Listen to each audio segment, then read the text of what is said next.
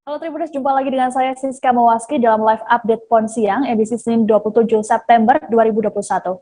Kami akan menyajikan informasi terkini seputar kegiatan Pekan Olahraga Nasional ke-20 yang saat ini mulai berlangsung di Papua. Bersama dengan sejumlah rekan wartawan kami yang sudah siap dengan laporannya masing-masing di lokasi. Kita ikuti live update PON 20 Papua selengkapnya.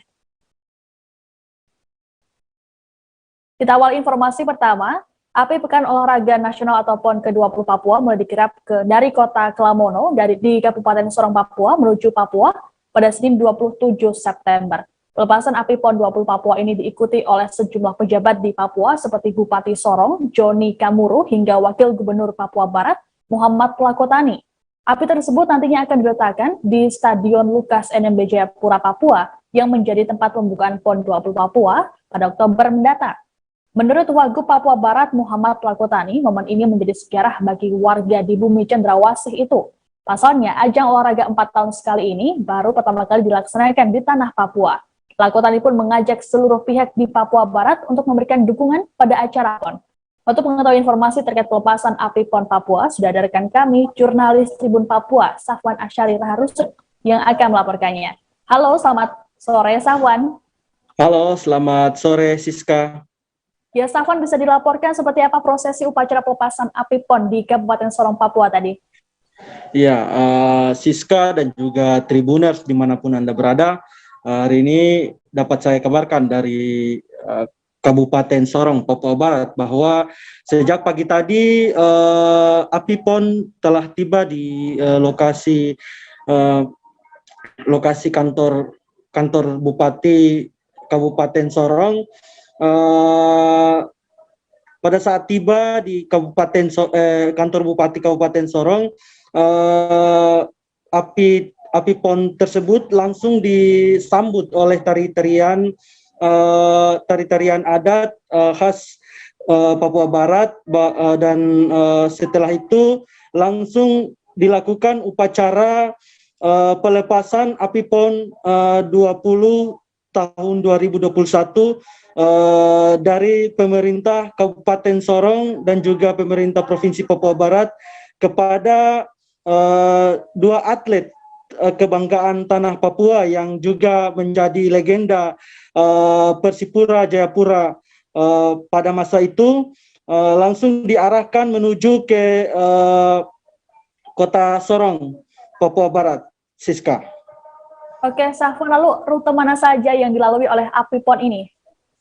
Iya, berdasarkan informasi yang saya peroleh, api PON ini rencananya akan melintasi 5 wilayah adat, yang dimulai dari satu wilayah adat di Papua Barat, yaitu wilayah adat Domberai, dan rencananya akan melintasi wilayah adat Saireri di Kabupaten Biak dan juga Mepago di Kabupaten Timika.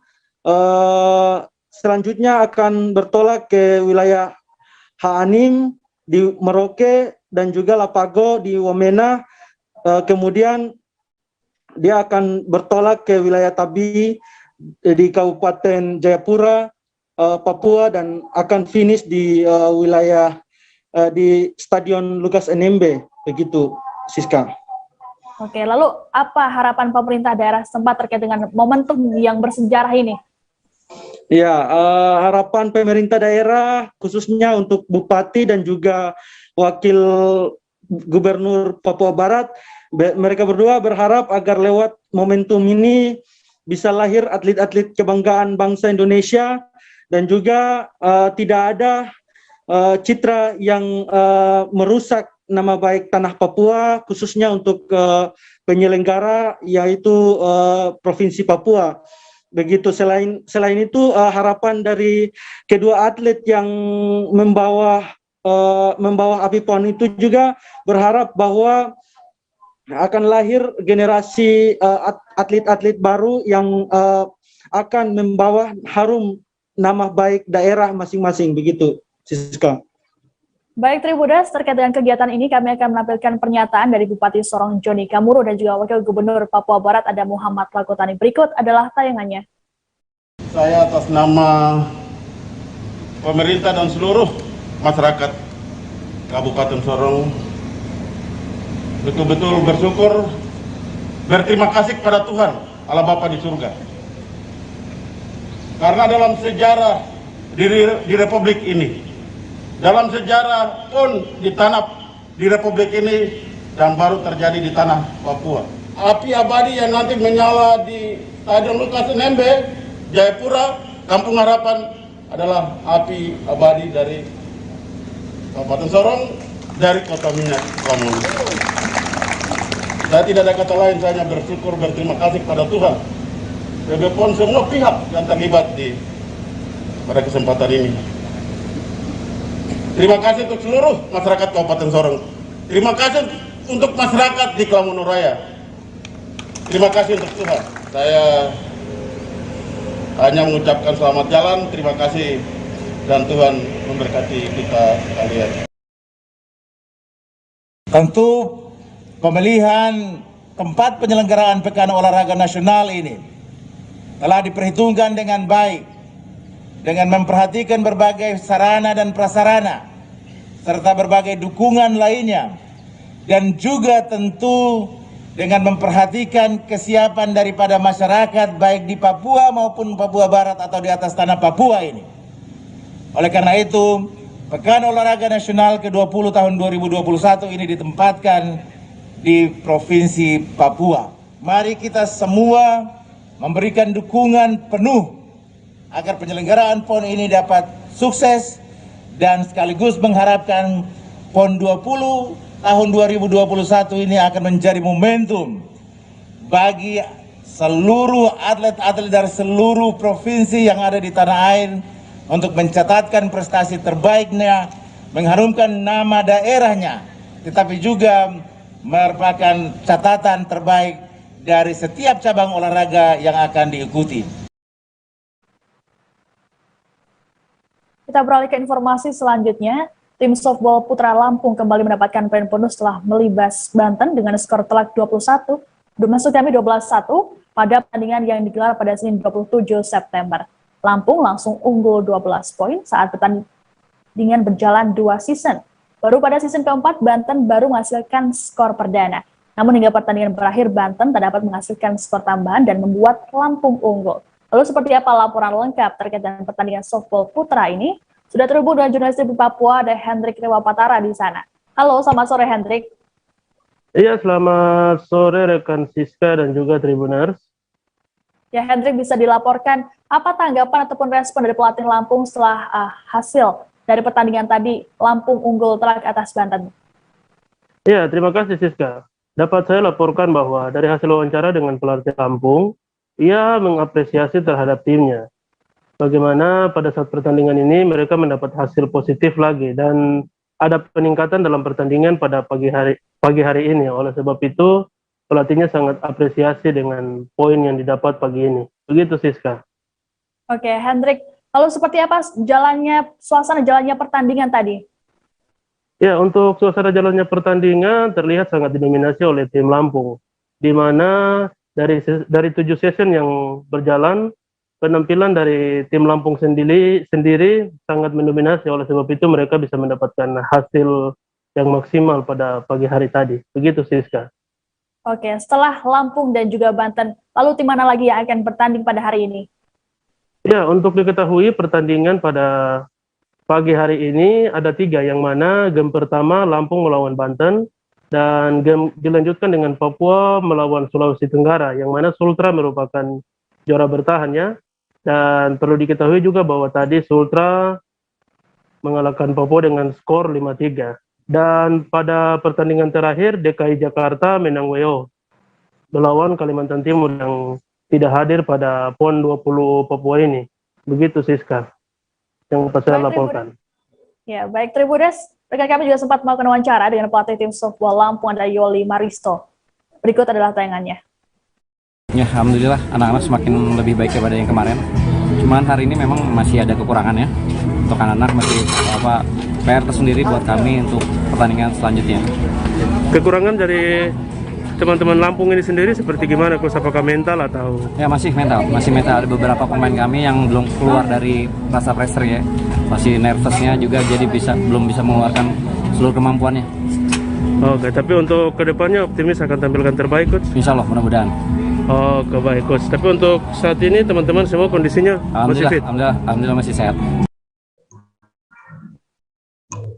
Meskipun 20 Papua baru resmi dibuka pada awal Oktober mendatang, sejumlah cabang olahraga mulai dipertandingkan, termasuk sepak takraw yang digelar hari ini. Setidaknya ada 6 pertandingan cabur sepak takraw yang digelar pada hari pertama. Pertandingan sepak takraw PON Papua digelar di Gor Trikora Jayapura. Beragam keseruan mewarnai jalannya kompetisi ini. Seperti apa pantauan langsung di sana? Ada rekan kami Wahyu Septiana dari Tribun Jakarta yang akan melaporkannya untuk Anda. Halo, selamat sore Wahyu.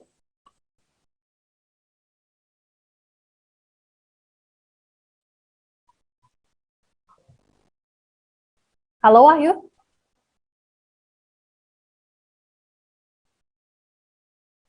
Wahyu, kami belum mendengar suara Anda. Halo Siska, selamat siang. Ya, Wahyu bisa dilaporkan Halo. pada hari pertama ini untuk cabur sepak takraw ada pertandingan apa saja?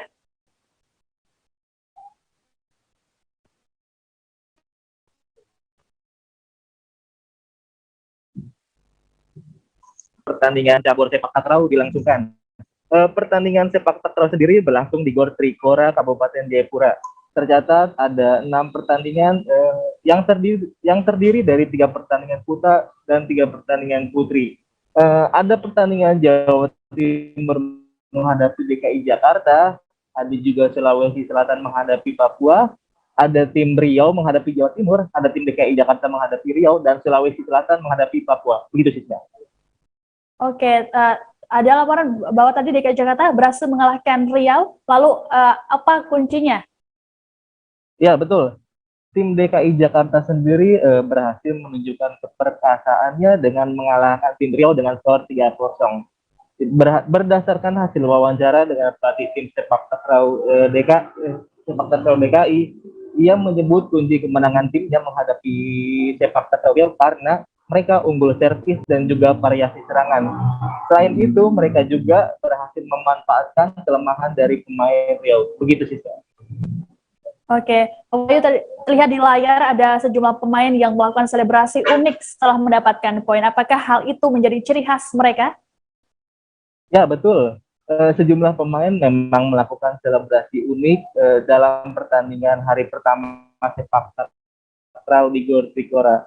Salah satu pemain yang unjuk gigi menampilkan selebrasi unik adalah pemain dari Papua, Mario Stephen. Ia menyebut mengintimidasi lawan dan juga membuat lawannya tertekan. Hal itu terbukti berhasil karena lawan yang dihadapi tidak dapat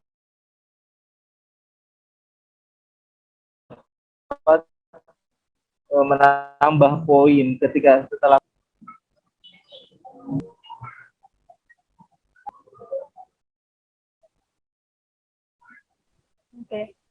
Oke, baik. Tribuners, kami akan menampilkan cuplikan wawancara dengan pelatih sepak takraw DKI Jakarta, ada Abdul Ghani, dan juga pemain sepak takraw Papua, ada Mario Stephen. Berikut adalah tayangannya. Ya, alhamdulillah apa yang kita latih selama ini di Cendrawasih, kemudian pindah ke Siloso, dan kemarin kita sempat ke sini TC lebih cepat ya, hampir 2 minggu kita di sini ya, alhamdulillah bisa sampai maksimal dan sesuai harapan kami. Dan secara taktis ya, kemudian secara penyerangan ya, alhamdulillah kita lebih baik dibandingkan dengan trio kali ini. Dan kita bisa lebih 3-0 langsung. Yang masih kurang itu masih ketenangan dalam servis, kemudian ketika mendapat tekanan dari Rio dengan pola penyerangan yang cukup dinamis, ya mereka agak turun sedikit, tapi alhamdulillah bisa diatasi ya, pelan-pelan. Kemudian tadi pertandingan terakhir itu ya mungkin agak bintangnya turun sedikit, alhamdulillah di akhir bisa naik lagi, ya sehingga bisa mengambil 2-1 skor. Kita main lepas supaya nggak ada beban aja gitu. ya. ekspresi dari sebuah euforia di lapangan aja gitu. Apa itu memang sudah dipersiapkan sebelumnya atau gimana nih? Karena memang setiap saya main pasti seperti itu. Sudah seperti itu ya? Emang jadi ciri khas atau gimana nih? Ya mungkin itu jadi ciri sendiri sih untuk saya. Oh, biasa. Karena saya orang yang tidak mau tertekan di dalam lapangan. Oh, tapi harus lebih menekan lawan. Oh, mungkin dengan cara seperti itu lawan bisa jadi terpressure atau gimana nih? Ya mungkin ada sedikit pressure dari kita punya ekspresi sendiri kayak gitu. Jadi dengan kita punya reaksi kalau kita dapat poin, setidaknya kan ada sedikit ya terapi mental untuk lawan lah. Seperti itu. Kalau harapan untuk tim Takraw Papua sendiri gimana sih di PON ini? Kalau untuk harapan di tim Takraw sendiri, untuk di nomor tim kita tidak kasarnya tidak muluk-muluk untuk hasil yang lebih, tapi kita coba melakukan apa yang terbaik yang kita bisa buat. Oke, karena kemarin kita udah bermain di nomor hook, sekarang harus bermain lagi di nomor double team. Kita coba tetap fight di semua pertandingan yang kita ambil. Upacara pembukaan pertandingan cabang olahraga sepatu roda resmi dibuka oleh Ketua Umum Komite Olahraga Nasional Indonesia atau KONI, Marciano Norman, pada Senin 27 September pagi. Sebanyak 16 kontingen dari sejumlah provinsi di Indonesia hadir di venue Clementinal Roller Sport Kota Jayapura, seperti Aceh, Kalimantan Timur, Riau, DKI Jakarta, hingga Papua Barat. Pertandingan sepatu roda mulai dilaksanakan pada hari ini, Senin 27 September hingga Minggu 3 Oktober. Informasi terkini akan disampaikan oleh rekan kami di lapangan. Langsung dari venue ada jurnalis Tribun Papua, Tio Effendi. Halo, selamat sore Tio.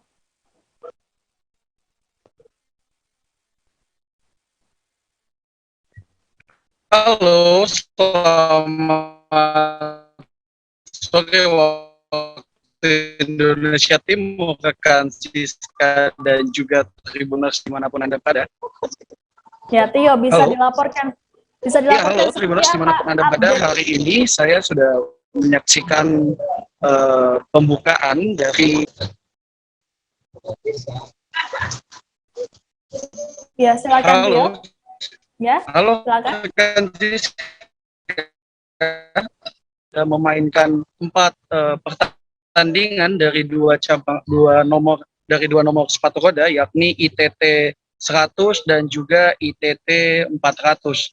Nah, dari 4 pertandingan putra-putri itu sudah menghasilkan 4 medali emas yang keseluruhannya diraih oleh tim Papua. Tim Papua berhasil memborong sebagian besar medali emas hari ini. Hari ini masih ada 2 pertandingan lagi dari nomor 15.000 meter, namun masih akan berlangsung sebentar sore. Siska. Oke, Tio, lalu ada berapa banyak medali yang diperebutkan dalam cabang olahraga sepatu roda ini? Ya, untuk medali yang akan direbutkan dari cabang olahraga sepatu roda adalah sebanyak 24 secara total, namun untuk hari ini hanya akan 6 medali yang akan diperebutkan oleh berbagai kontingen yang ada di Indonesia. Siska. Oke, lalu apa pesan dari Ketua Umum KONI terkait dengan venue Clementinal Roller Sport ini? Ya, baik Siska, terima kasih. Pesan dari Ketua Umum KONI, Bapak Marciano Norman, mengatakan pada saat pembukaan tadi bahwa ia menginginkan nantinya venue sepatu roda yang ada di kota Jayapura ini, karena sudah berstandar internasional dan terbaik di Indonesia, venue ini diharapkan nanti dapat mempertandingkan pertandingan internasional, di mana atlet-atlet dari luar, dari seluruh dunia dapat datang ke tanah Papua melihat keindahan di bumi Cendrawasih. Siska. Ya, Tio, adakah informasi tambahan yang akan disampaikan kembali oleh Anda? Baik, Siska, untuk tadi sebanyak 17 kontingen yang sudah mengikuti upacara juga sudah mulai mengikuti berbagai turnamen yang dimainkan tadi. Pertandingan ini akan dilangsungkan sejak hari ini, tanggal 27 September hingga tanggal 3 Oktober mendatang. Tempat di venue Clementinal Roller Sport, dan juga nanti untuk outdoornya akan berlangsung di Jembatan Yotefa untuk nomor maraton. Siska. Baik, Tribuners, kami akan menampilkan pernyataan dari Ketua Umum KONI, ada Marciano Norman, terkait dengan venue sepatu roda. Berikut ada tayangannya. Setelah PON coba Persolusi menyelenggarakan event internasional di tempat ini agar negara-negara sahabat kita mengirimkan atlet-atletnya melihat keindahan Papua sebagai bagian dari negara Kesatuan Republik Indonesia, dan mereka juga bisa berkompetisi secara sehat dengan atlet-atlet Indonesia. Atlet-atlet Indonesia akan tertarik dengan prestasi teman-temannya yang di luar yang memang lebih, tetapi di sisi lain juga kemajuan dari cabang olahraga sepatu roda ini juga akan semakin meningkat secara signifikan. Mengapa? Karena event ini, cabur ini juga punya pertandingan-pertandingan kelas dunia yang juga diminati oleh banyak negara, dan tentunya anak-anak muda kita, anak-anak kita, mereka tertantang dengan cabang olahraga yang sangat menarik ini. Oke, apa kabar Bang Arif di sini untuk strateginya? Kalau saya sendiri di Game Week 37 ini yang semalam baru mulai, Apa yang dirasakan Cover Hitam? Sebenarnya aku nggak ngerasain penangkapan atau penggerbegan atau apapun itu, karena gini loh, posisinya aku kriteria. Jadi kita mengenal disebut dengan stroke yang tidak berdarah dengan stroke yang berdarah. Stroke yang tidak berdarah itu biasanya ditandai dengan adanya penyumbatan. Kalau itu terjadi di sini mungkin pikirnya tidak ke situ kali ya, tapi kalau di Korea atau di Kamboja itu ada beberapa paper yang saya itu mas, ya dulunya tukang koran. Oh gitu ya, tukang koran. Ya saya baca itu pak. Tuh kan pernah baca kan? Ya. Jadi kalau saya jadi tanggal itu udah bersyukur banget. Si anak ini dijadikan sebagai tersangka begitu. Ya kalau ini kita bicara yang di luar kasus Sebongombo ya. Dengan nama hujan shower, di mana terdapat batas jelas antara daerah hujan dan tidak hujan yang biasanya terjadi pada fase awal mature stage atau tahap berbahaya itu Kang. Jadi mulai artinya terjadinya perlembekan. Nah itu untuk penetrasi akan sulit begitu ya. Dok, saya ini menurut saya memang tidak mudah, bukan urusan tanah diambil. Kalau misalnya Amerika Serikat sekarang, Rasulullah mengatakan dalam sebuah hadis bahwa berpuasa di 6 hari Syawal itu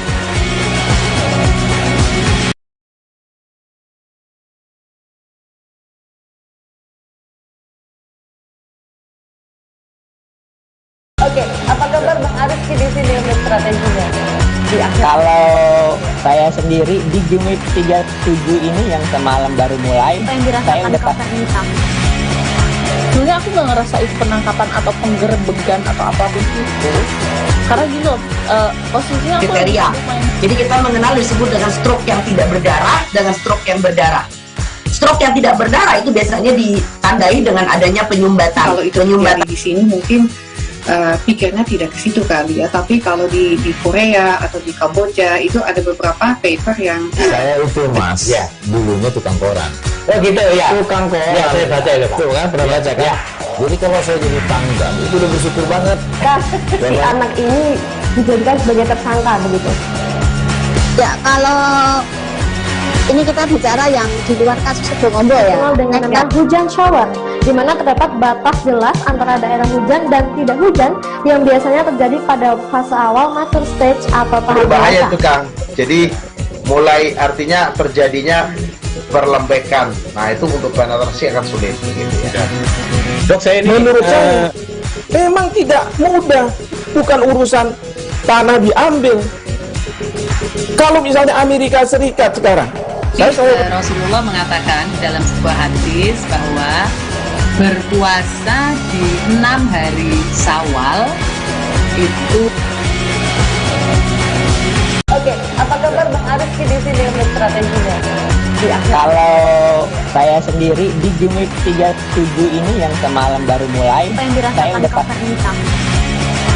sebenarnya aku nggak ngerasain penangkapan atau penggerbegan atau apapun itu, karena gini loh, posisinya aku kriteria. Jadi kita mengenal disebut dengan stroke yang tidak berdarah dengan stroke yang berdarah. Stroke yang tidak berdarah itu biasanya ditandai dengan adanya penyumbatan. Kalau itu terjadi di sini mungkin pikirnya tidak ke situ kali ya, tapi kalau di Korea atau di Kamboja itu ada beberapa paper yang saya itu mas, ya dulunya tukang koran. Oh gitu ya, tukang koran. Ya saya baca itu pak. Tuh kan pernah baca kan? Ya. Jadi kalau saya jadi tangga itu udah bersyukur banget. Si anak ini dijadikan sebagai tersangka begitu. Ya, kalau ini kita bicara yang di luar kasus Sebongombo ya. Dengan nama hujan shower, di mana terdapat batas jelas antara daerah hujan dan tidak hujan yang biasanya terjadi pada fase awal master stage atau tahap Berbahaya dewasa. tuh Kang. Jadi Terima kasih Anda masih menyaksikan live update PON Siang Papua. Kita beralih ke informasi selanjutnya. Pertandingan PON 20 Papua cabang olahraga panjat tebing resmi dibuka pada hari ini Senin 27 September pagi, bertempat di Kelurahan Timika Jaya, Distrik Mimika Baru, Kabupaten Mimika, Papua. Antusiasme warga cukup tinggi dalam menonton pertandingan ini. Pasalnya ada beberapa warga yang sampai kehabisan tiket sehingga gagal masuk ke dalam venue. Bagi warga yang akan menonton pertandingan, cabur panjat tebing harus memesan tiket melalui aplikasi online. Penyelenggara juga menerapkan protokol kesehatan ketat bagi penonton yang hadir di venue. Setidaknya ada 27 kontingen yang memperebutkan 16 nomor perlombaan. Informasi lengkapnya akan disampaikan oleh rekan kami dari Tribun Papua, ada Ridwan Sengaji di sana. Halo, selamat sore Ridwan. Selamat sore rekan Siska di studio. Ya Ridwan, bisa dilaporkan seperti apa suasana venue cabur panjat tebing pada hari ini? Ya Siska, untuk situasi hari pertama di venue cabur panjat tebing cukup ramai, mengingat bangku penonton dipadati para sponsor khusus Papua. Bahkan tiket pun habis terjual, Siska. Nah, untuk informasi tambahan, Siska, sebelum penonton memasuki area venue, para penonton ini dilakukan pemeriksaan barang bawaan oleh aparat keamanan. Hal tersebut bertujuan untuk mengantisipasi hal-hal yang tidak diinginkan terjadi saat pertandingan berlangsung. Ya Ridwan, bisa dijelaskan seperti apa hasil sementara kualifikasi pertandingan ini? Ya Siska, hasil sementara kualifikasi cabur tebing dengan nomor kategori perseorangan putra, nomor perlombaan lintasan, Papua menduduki puncak klasemen berkat hasil kerja keras Riviandi dan Rivianto, di mana poin yang diperoleh dua saudara kembar ini, Papua menduduki peringkat pertama dengan poin 3,16. Sementara untuk di lawan boulder, Papua menduduki peringkat 17 dan 15. Sekian, rekan Siska. Oke, baik. Lalu terkait dengan pengamanan dan juga arus lalu lintas di sekitar area venue, lalu apa yang dilakukan oleh kepolisian setempat di sana, Ridwan? Mohon maaf, Siska. Ya, Ridwan, bisa dengar suara saya? Siap, Siska. Ya. Lalu terkait dengan pengamanan dan juga arus lalu lintas di sekitar area venue, apa yang dilakukan oleh kepolisian setempat di sana? Siap, Siska. Untuk pengamanan sendiri dapat dilihat di area venue, sekeliling venue untuk aparat keamanan terus berjaga di dalam maupun di luar venue. Hal itu untuk mengantisipasi adanya gangguan-gangguan yang tidak diinginkan terjadi. Bahkan hingga pagi hingga sore hari ini, situasi lalu lintas di area venue cukup ramai, mengingat mobilisasi para supporter cukup banyak untuk menonton pertandingan panjat tebing ini. Sekian, Siska. Oke, baik. Terima kasih laporannya jurnalis Tribun Papua Ridwan Sengaji. Selamat bertugas kembali dan selalu jaga kesehatan. Baik Tribuners, kita beralih ke informasi selanjutnya. Perhelatan Pekan Olahraga Nasional atau PON 20 Papua rupanya dimanfaatkan warga setempat untuk mempromosikan kerajinan tangan lokal. Para warga mulai mendirikan stand yang menjual pernak-pernik ini di venue-venue PON Papua termasuk di venue Dayung. Ada sejumlah pernak-pernik khas Papua yang banyak ditawarkan kepada pengunjung ataupun pihak yang mengikuti PON Papua. Sebut saja tas khas Papua atau yang biasa disebut dengan noken, mahkota khas Papua, gantungan kunci, gelang anyaman, dan lain sebagainya. Harga yang ditawarkan juga cukup terjangkau, mulai dari Rp30.000 saja. Rekan kami, jurnalis Tribun Network, Rafsan Zani, akan menyampaikan laporannya terkait hal ini. Halo, selamat sore Rafsa. Ya, selamat sore Siska. Ya Rafsan, ini nampaknya sudah banyak membeli pernak-pernik di sana ya. Lalu seperti apa laporannya terkait dengan penjualan pernak-pernik di sekitar venue PON Dayung ini?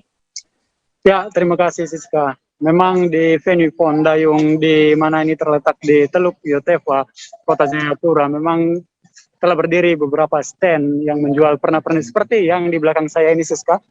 Jadi ini merupakan stand yang menjual untuk pernak-pernik ataupun oleh-oleh untuk PON Papua, di mana di dalamnya banyak terdapat noken yang bertuliskan PON Papua 2021, dan itu yang paling banyak diburu oleh para pembeli dari luar Papua. Dan ada juga beberapa kerajinan tangan seperti gelang yang terbuat dari banyak jenisnya, ada terbuat dari kulit kerang, ada juga gelang yang terbuat dari kain anyaman, serta bahkan ada juga kalung yang terbuat dari gigi buaya bahkan, Siska. Oke, Rafsa, lalu bagaimana tanggapan dari masyarakat setempat dengan dibukanya stand untuk UMKM ini? Ya, terima kasih, Siska. Memang dengan adanya dibukanya stand UMKM ini cukup membantu masyarakat setempat dalam hal ekonomi, di mana mereka dapat mempromosikan hasil kerajinan tangannya dan juga mempromosikan apa yang ada di Papua. Seperti itu, Siska. Termasuk juga noken, bahkan termasuk juga tadi saya sempat juga berbicara tentang beberapa mahkota yang memang dihiasi dengan bulu burung kasuari, seperti itu. Oke, lalu apa harapan dari para penjual pernak-pernik di sekitaran venue Dayung PON Papua ini? Ya, harapannya di sini ada dua, Siska. Yang satunya adalah mereka berharap para kontingen ataupun atlet ofisial serta masyarakat dari luar pulau Papua dapat membelanjakan barang dagangannya di stand-stand ini, membeli kerajinan tangan mereka, serta harapan yang kedua adalah di mana PON Papua bisa berjalan sukses dan Papua bisa keluar sebagai juara umum. Begitu, Siska. Baik, Tribuners, kami akan menampilkan cuplikan wawancara dengan sejumlah penjual pernak-pernik di sana. Berikut adalah tayangannya. Pas pagi buka, hari ini pembukaan. Oh, hari ini pembukaan. Oke. Baru pertama kali ya? Iya. Tapi sudah ada pembeli. Oh, semoga PON ini menjadi salah satu penambah ekonomi kami dari UMKM. Selama ini memang kami jualan tidak selaris itu. Nah, kita tunggu pesanan saja. Kami harapkan lewat PON ini banyak teman-teman dari Jakarta, dari luar Papua yang datang bisa membantu kami untuk membelanjakan hasil kerajinan kami. Ini 200. Kalau ini kalung dari gigi buaya kisarannya 100, 200 dan 300. Dari gigi buaya, Bu ya? Iya. Oke. Nah, anting dari kulit kerang sepasang 20. Jari kepiting. Jari kepiting. 50.000 satu. 50.000 satu. Iya. Oke. Yang ini dari kulit kerang juga, gantungan kunci 20.000. Yang ini asli juga, Ibu ya? Ini asli. Ini kulit kerang asli. Apa jari kepiting asli?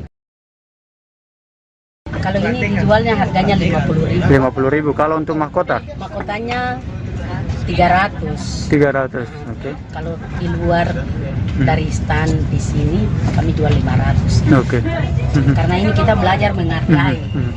Ibu, kalau noken yang bertuliskan PON Papua ada? Sudah habis tadi. Sudah habis. Sudah dibeli. Ada berapa ini? Sudah tadi sudah. Sudah habis tadi. Oh, iya, berarti itu yang paling diburu oleh para pengunjung. Iya, tadi sudah habis. Cepat habis. Kita punya galeri di pinggir jalan, jadi orang cepat habis. Tadi ada berapa yang terjual? Yang ada lebih dari 5? 100. Nah, ini untuk begini pancapi rambut, namanya sirka. Sirka. Begini. Oke, ada hiasan bulu kasuarinya. Jadi kalau ada bulu kasawarinya ini begini. Kalau begini kan untuk orang Papua, untuk orang Serui. Oke. Ya, itu begini untuk bayar mas kawin. Minang perempuan baru pakai dansa. Oh, dipakai dansa. Bingar-bingar Pekan Olahraga Nasional atau PON 20 Papua rupanya turut membawa dampak positif bagi para pelaku UMKM di Jayapura, termasuk yang dialami oleh pemilik usaha mobil kopi bernama Yoga Maulana. Yoga mengaku omset penjualannya cukup meningkat semenjak kegiatan PON Papua mulai dilakukan. Diketahui Yoga membuka dagangannya di area kawasan Stadion Lukas NMB, tepatnya di depan venue akuatik. Jurnalis kami dari Tribun Papua, Kelvin Erari, akan menyampaikan laporannya terkait dengan hal ini. Halo, selamat sore Kelvin. Iya, halo, selamat sore, Siska. Ya, Kelvin, bisa dijelaskan seperti apa dampak yang dirasakan oleh pelaku UMKM di sana dan juga seperti apa omset yang dihasilkan? Iya, Siska, untuk dari hasil wawancara kami dengan pemilik UMKM sendiri ini, dia mengatakan bahwa dampak ekonominya untuk pelaksanaan pekan olahraga ini sangat besar sekali, terutama terkait pendapatan omsetnya hampir setiap hari siang. Gitu sih. Oke, lalu apa pendapat dari para pelaku UMKM di sana terkait dengan adanya PON Papua yang digelar? Iya, Siska. Pendapatnya sendiri mengatakan bahwa dengan adanya event ini sangat membantu, di mana bisa membantu untuk omset mereka yang tadinya cukup rendah, tapi dengan adanya event tersebut, event Pekan Olahraga Nasional ini, akhirnya omset mereka bisa naik cukup drastis. Demikian, Siska.